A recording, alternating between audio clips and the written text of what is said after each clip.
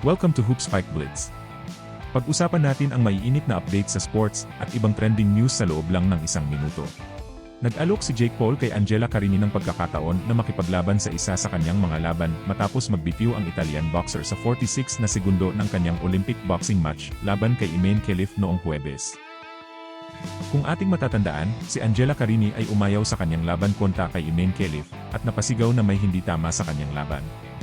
Ito ay naghahayag sa questionableng gender ni Khelif. Angela Carini, kahit na hindi mo natupad ang iyong mga pangarap ngayon dahil sa mga magugulo na agenda sa ating mundo sa kasalukuyan, sabi ni Paul. Gusto kitang imbitahan na makipaglaban sa isang MVP undercard upang ipakita sa mundo ang iyong mga talento sa isang patas na platform at hindi laban sa isang lalaki. Ang YouTuber na naging boksingero ay nagpapatakbo rin ng Most Valuable Promotions o MVP na sumusuporta sa women's boxing, kabilang ang world champion na si Amanda Serrano. Tanggapin kaya ni Angela Carini ang alok ni Jake Paul? Comment below. Mga ka-Blitz, maraming salamat sa panunood ng video na to. Para sa iba pang mga Blitz report, mag-subscribe, like, at comment below. Magdasal at mag-ingat tayo palagi. Hanggang sa susunod, maraming salamat.